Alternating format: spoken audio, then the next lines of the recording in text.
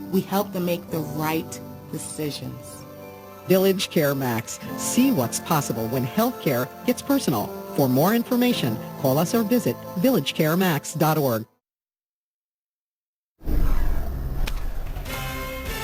Breaking news, a pair of police-involved shootings just hours apart. We're live with what NYPD officials are saying about the separate incidents in the Bronx and Brooklyn. And then Democratic debate. Presidential candidates battled it out in the fourth debate of the season, taking on President Trump and each other. And gearing up for a nasty nor'easter, heavy rain and damaging winds set to impact everybody across the tri-state. Today in New York starts now. Good morning, everybody. Wednesday morning, it's October 16th. I'm Darlene Rodriguez. I'm Michael Gargiulo. Lauren Scowers here tracking the roads and the rails. But first, Storm Team 4's Maria LaRosa is here with what you've been talking about. We're here. Yeah, here it is. I mean, a matter of hours now with quick changing weather conditions. Easing us into this Wednesday, though, we're just looking at partly cloudy skies. A beautiful shot this morning of the city. We're at 56 degrees in Central Park. To the north and west, we're a lot cooler. So that's how we want to get you through the next few hours. It is quiet and cool right now. 43 in Newburgh, 46 in Bridgeport, 59 in Long Branch. But we're in a little quiet bubble for now. So I'm going to get right to it. This is how we're going to time step you through the afternoon. Through the next couple of hours, quiet. Noontime, a few showers begin to roll in. And then after that, basically, that wall of rain. So between 3 and 5 o'clock, torrential rainfall moving through the area. That affects the kids at the bus stop. It affects your ride home for sure. And then by 6, 7, 8 o'clock, that rain continues heavy at times. We right now just have the flash flood watch for portions of northeastern New Jersey, including Passaic, Bergen, Essex, Union, and Hudson counties. We may see that expanded. What that is telling us right now is that a lot of heavy rain is coming in with within a few hours, and so we'll see the ponding on the roadways. We also have some coastal flood advisories. This in effect for parts of Westchester, southern Fairfield County. And you might be wondering, okay, this is a big coastal system. Why are we not seeing more widespread coastal flood advisories? That is because it is a very quick event. With that said, watch those high tide times. So the next few hours, quiet, be prepared by this afternoon for that heavy rain and those winds picking up too. So the morning commute, Lauren Scala, is going to be relatively speaking quiet, a weather mess for that PM rush. Okay, so we will do our best to enjoy whatever headaches we have this morning because they will not be weather related. Thank you, Maria. Good morning. If you are headed out the door right now, not too many headaches out there. Over on 95 northbound, you have delays due to construction. That's out by Chatsworth Avenue in Larchmont. So delays go back into New Rochelle. Then heading over to the George Washington Bridge, you have road work out there on the upper level span. But as you can see, no delays getting into the tolls, no delays on the Cross Bronx getting into the outbound GWB either. So you're still in for a decent ride. Just leave yourself extra time on 95. Darlene and Michael, back to you. Lauren, thanks so much. 403 right now. Breaking news, 2 police-involved shootings hours apart. Now, the most recent one happened just after midnight on an elevated subway platform in the Bronx. And today, New York's Tracy Strahan is live in Wakefield. Tracy, police just wrapped up a news conference there. That's right, Michael and Darlene, and this was really a heart-pounding ordeal for officers that responded. They had to run up those subway stairs and come face-to-face with a 27-year-old man who had a gun. Now, let's show you video of officers responding because they went up these stairs just after midnight on 225th Street on a shot spotter alert as well as 911 calls indicating that that man had a gun. Now, this all went down on the southbound platform on the 2 and the 5 train, again, just after midnight.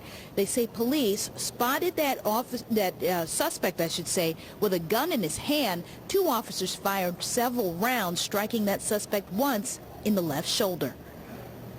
EMS transported the subject to Jacoby Hospital, where he is listed in stable condition. The officers were removed to North Central Hospital for evaluation. I'm going to show you now that .380 semi-automatic firearm recovered right next to that suspect at the scene once he was shot. As you heard the assistant chief say, that man was taken to Jacoby Hospital where he's listed in stable condition. Meanwhile, at this point, the identity of that suspect has not yet been released, but officers here said he has an extensive criminal history. No word yet on why he may have been opening fire right on the subway platform. For now, we're live in the Wakefield section of the Bronx. Tracy Strahan, Today in New York, Michael, Darlene, we'll send it back to you. All right, Tracy, thanks very much. Now, it's just over 4 hours earlier, there was another police-involved shooting. This time it was in Brooklyn. Police shooting a suspect near the Gowanus houses. Today in New York's Catherine Craig is live in Gowanus right now with what we know at this hour. Kat, good morning. Good morning to you, Darlene and Michael, and what a wild scene. Bullets flew on the street. What's happening at this very moment, there are police officers, investigators, there's a police captain just down the way there. They are still here on the scene investigating what happened. Take a look at this video. Police are telling us that officers fired at least 30 shots at a man who had a gun. It all started when two undercover officers saw that man shooting at another person. The officers jumped out of their vehicle, ran over to where it was all taking place. This is Baltic Street near Hoyt Street. Police say the officers yelled for that man to drop his gun. We're told he did not. That's when officers fired, hitting the 30-year-old several times. He was critically hurt and he remains in a hospital. Also, police showed us photos of the gun that we are told the suspect had. The two officers involved in the shooting were not hurt but were taken to a hospital to be evaluated. An NYPD chief talked about how this entire situation unfolded. The officers immediately identified themselves as police and gave multiple orders to drop the weapon.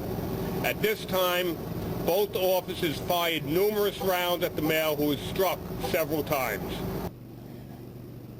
And police tell us the suspect has a criminal history, was on parole after being released from prison just last week. He served 5 years for robbery. And again, a big portion of this neighborhood, Darlene and Michael, blocked off with police tape. Investigators here on the scene, and we're told they'll be here for quite some time. Reporting live, Catherine Craig, today in New York. We'll send it back to you. All right, no doubt, Kat. Thank you so much. And we're going to bring you the latest information on these breaking stories throughout our morning.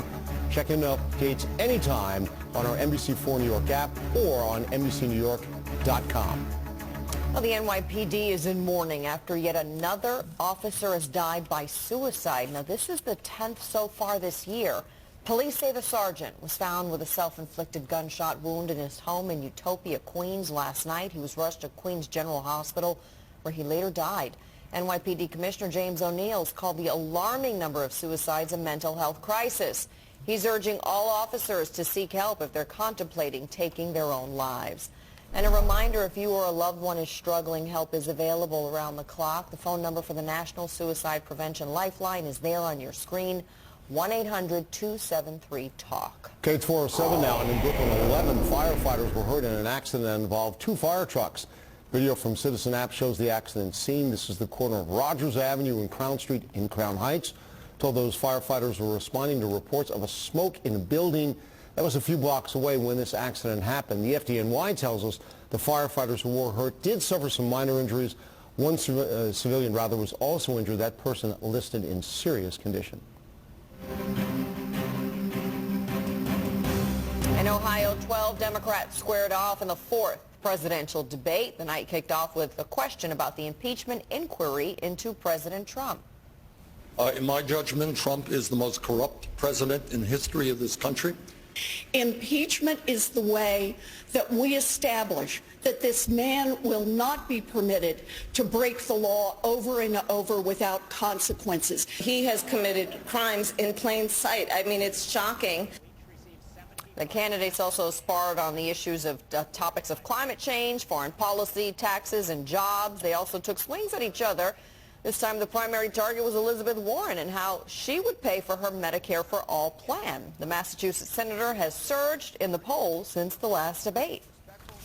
Your signature, Senator, is to have a plan for everything, except this. Senator Warren is more focused on being punitive or pitting some part of the country against the other, instead of lifting people up and making sure that this country comes together. I'm really shocked at the notion that anyone thinks I'm punitive. You are making Republican talking points right now in this room. In the next half hour, hear what the candidates had to say about Turkey's invasion of northern Syria and President Trump's decision to pull U.S. troops out.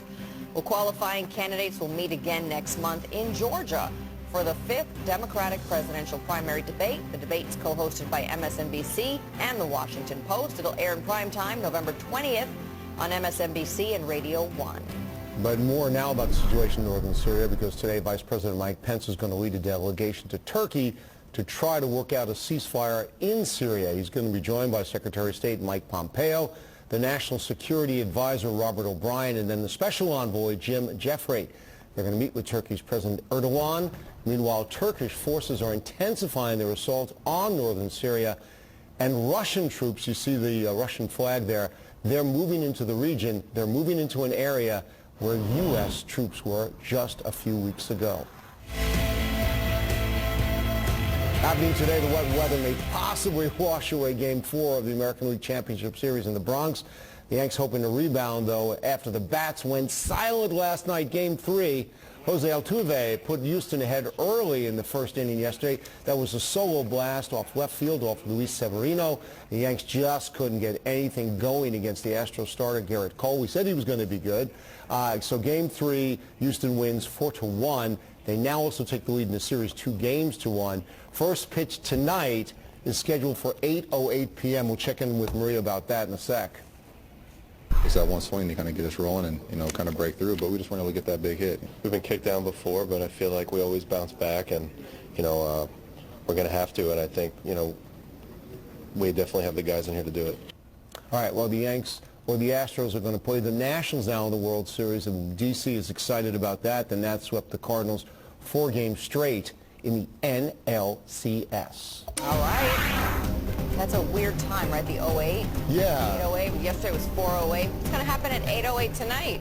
Rain. Yeah. And wind. So I guess the good news is maybe a delay. I know they have a couple of scenarios that they're looking at for getting the game in, but yes, weather-wise, it is not going to be nice by 8 o'clock tonight. This system and the developing system, it is not lacking moisture, so we are talking about flash flooding, but it has a lot of wind power too, and so we have some wind advisories in effect for the Jersey Shore and the eastern end of Long Island. I'll talk about who has a run at gusts 60-plus miles per hour, and it's not when we're seeing the heaviest rainfall, too, so the timing for all of it coming up in that 10-day forecast. All right. Thanks so much, Maria. Word.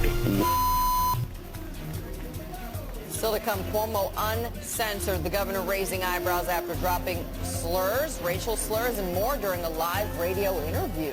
But first, a food fight comes to a head in New Jersey. That new policy going into effect for one school district. Boy, we've been talking about this for weeks when it comes to those unpaid lunch debts. If you are getting on the rails right now, path commuters, there are delays on the Journal Square to 33rd Street via Hoboken line. Then with the subways, Tracy Strahan out there on the story, but southbound 2 trains, they are running express from 241st Street to Gun Hill Road. Uptown trains bypass 225th Street. Plus, you have Brooklyn-bound 8 trains running on the F line from West 4th Street to J Street. And then, of course, there's overnight track work, which was planned. So these are the 8 subway lines affected. Take a live look outside at the approaches to the Holland Tunnel, where everything is moving along nicely. We'll have more on everything you need to know to get out the door when Today in New York returns.